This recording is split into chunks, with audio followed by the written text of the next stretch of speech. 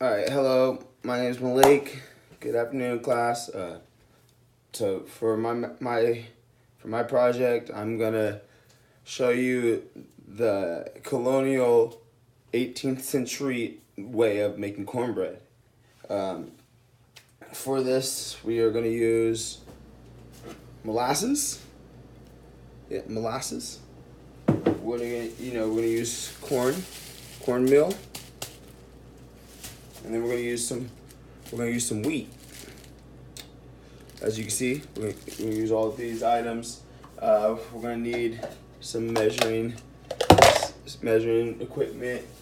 We'll also use butter as well. But before we go into this way of making it, it's important to understand why we're making this and who ate this type of bread compared to and the significance of this bread and how it has a cultural effect into what we see today.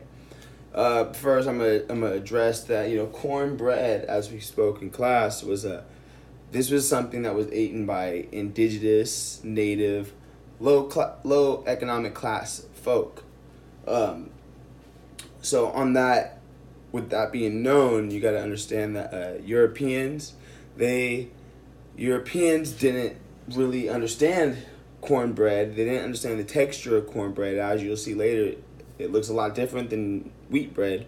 They just didn't understand these type of things, and so therefore we got differences in cultures. How Western Europeans, they're more likely to eat wheat breads, and you see African American cultures in the United States, for example, are more likely, not more likely, but have deep connections to cornbread. So, anyways, we're going to talk about this a lot more as we go. Let's start the process.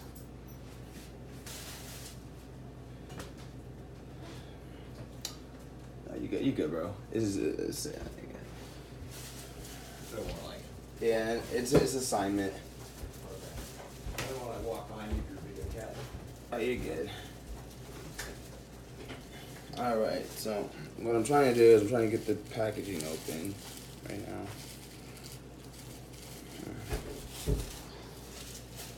But yeah, it's important to understand how this consumption of cornbread during the 17th and 16th century has led into the cultures today that we see. Primarily,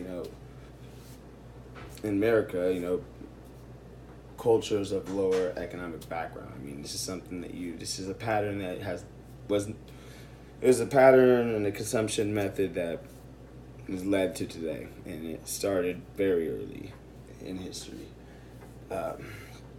So to start, what we are going to be doing is we're going to measure out some of this cornmeal. So we're going to need 3 cups of cornmeal. 3 cups.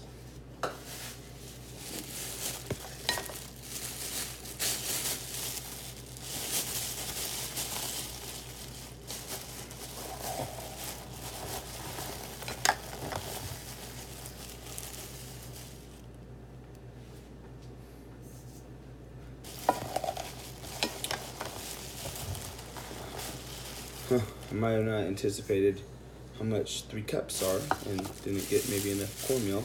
However, this entire bag will probably do the trick. Yeah, still learning how to bake. Bear with me. What we'll do next is we're going to need a 1/2 cup of wheat flour. And it's important to understand that this recipe, this is the 18th century recipe. However, the ways of making cornbread has definitely changed throughout history. And for example, my family, they like to put honey in the cornbread, make it a little sweeter, a little better taste. I have no complaints to that. What we're going to be doing next is we need to melt the butter. So to melt the butter, we're gonna turn on the burner.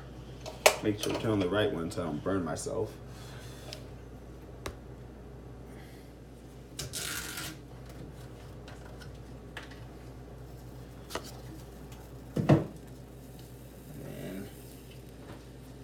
recipe is going to require.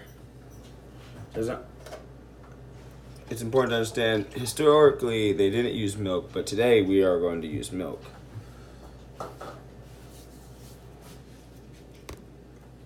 We're also going to use 3 tablespoons of butter.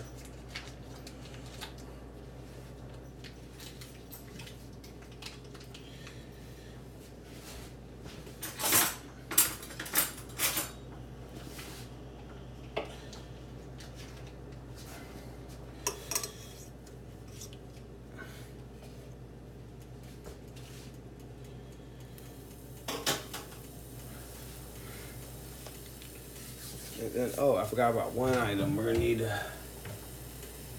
we even have it, might have been a bad one to forget. We need 1 pinch of table salt, or sodium salt.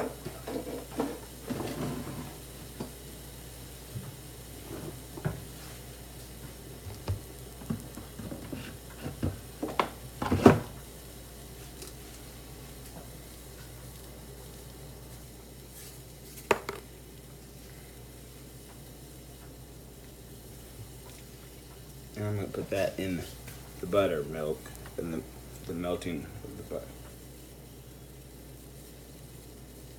Yeah, I'm going to put that in the melting of the butter. Alright, so now we got that going. Gotta make sure it's nicely whipped.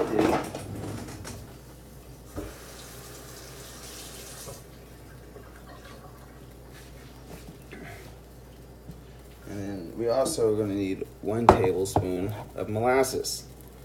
And as we know, this source right here historically was historically played big part, significance in the transatlantic slave trade, coming from Brazil to America and finishing the route and finishing the triangle in Europe. So we'll use 1 tablespoon of this. It smells oh so amazing, and that is jokingly. It's nice. Oh, it's a little messy. As you see, I just made a mess. Like I said earlier, bear with me. Still learning how to bake, or whatever you want to call this. You also want to preheat the oven at this moment.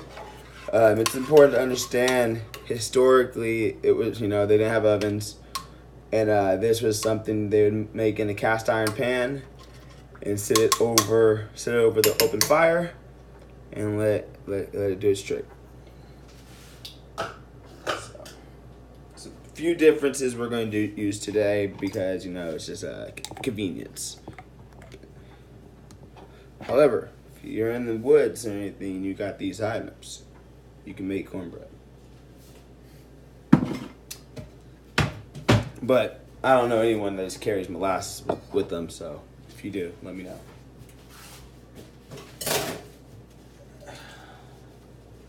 Gotta clean up the molasses mess.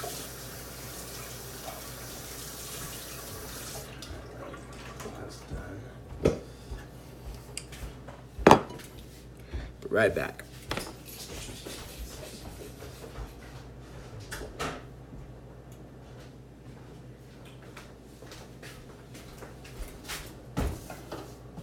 Alright, so now once we got this into a nice mix together,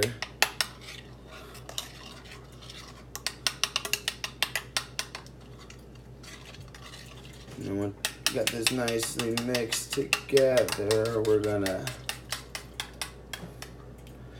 we're just gonna drop it, put it in the bowl where we put all our flour in our corn mill.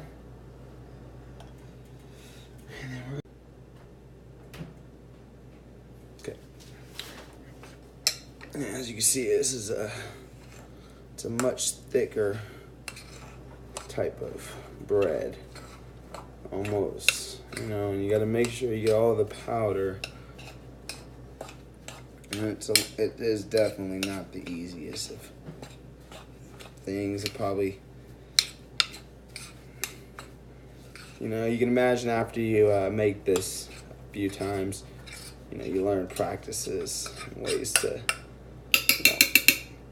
probably go about it a little better than how I have today. But the lesson still is taught that this consumption, this food consumption, has been significantly important in African American culture since the transatlantic slave trade, and it was something that was widely eaten and consumed throughout indigenous communities in the Americas, primarily the southern. You got all the Aztecs, you got those ancient civilizations, they ate cornbread. Europeans, they didn't really know what cornbread was, like we said earlier. And, they didn't want to eat cornbread, or a number of other things that the poor, the Indians ate because, the fear. And as you can see right here, this is what it looks like once we get it into the bowl. Indigenous communities, slaves, they would, then take this over to the fire and we put it in the fire. However, we're going to do something a little different. And there's our fire. So I'll be back and I'll let you know what the finished product is and how it looks and how it tastes. Just take notice, the thickness of this. Just note that how much thicker it is now, or thick it is right there, in comparison to what how it looks before it's finished, a finished product, and the pre-start, because they both of these things, both of these products, wheat bread, it looks like this. It's very thick, mixed moist powder, but once it goes in once it goes over the fire, the dip. All right, and then about after 30 minutes, it would sit about the same time over the fire as well. Pull it out, and you got yourself cornbread. Way to check it. See it? Yeah, see it's done. No, it's a much different type of grain than what the typical European would have been eating during the 18th century, and for these reasons. They didn't understand this type of food, and they didn't approve of this food for a long time. A lot of them believed and feared eating too many indigenous foods would turn them into natives and remove them from their traditional European selves. And that's very important to understand, and to understand about the history of this dish and why this dish was so largely consumed throughout indigenous and slave communities, and how this dish is stuck around culturally in the African American culture primarily. So real quick before I go, I want to show you guys the thickness of how, the differences of the bread. Please note, you're normally supposed to let it cool down. So.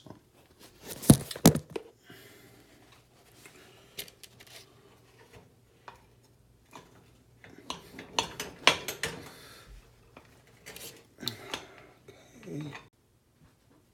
And voila, the finished